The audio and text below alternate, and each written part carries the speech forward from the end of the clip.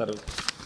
మొలకల చెరువు నకిలీ మద్యం కేసు ప్రధాన నిందితుడు దాసరపల్లి జయచంద్రారెడ్డితో పాటు వైసీపీ పెద్దలతో లావాదేవీలు ఉన్న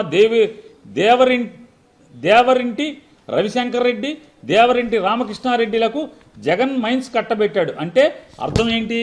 వీళ్ళు చేసే నకిలీ మద్యం ముడుపులు జగన్కు చేరాయన్నట్టే కదా. సిగ్గు అది ఏం రాతలరా, సిగ్గు ఏం లేకుండా ఆడెవడకో అంట జగన్మోహన్ రెడ్డి గారు ఉండగా మైన్స్ పర్మిషన్ ఇచ్చారంట. కాబట్టి ఆ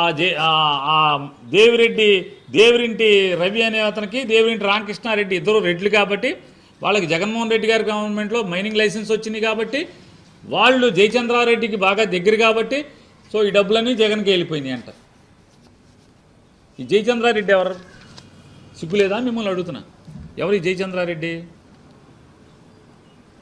2004 ఏప్రిల్లో 2024 ఏప్రిల్లో ఆ జయచంద్రారెడ్డిని మీరు అసలు గొప్ప చూడండి. అదేమో జైహో బీసీ సదస్సు అంట, పెట్టిందేమో తెలుగుదేశం పార్టీ జైహో బీసీ సదస్సు. ఆ డయాస్ మీద చేర్చుకున్నారు ఎవరయ్యా అంటే జయచంద్రారెడ్డిని పార్టీలో చేర్చుకున్నారు. జైహో బీసీ సదస్సు, ఆ డయాస్ మీదేమో జైహో రెడ్డి, ఈ జయచంద్రారెడ్డిని చేర్చుకుంటారు. చేర్చుకుని ఏప్రిల్లో జనవరిలోనే ఎప్పుడు 2 నెలల ముందు చేర్చుకుంటారు. చేర్చుకుని వెంటనే టికెట్ ఇస్తారు, తంబళ్ళపల్లి టికెట్ ఇస్తారు.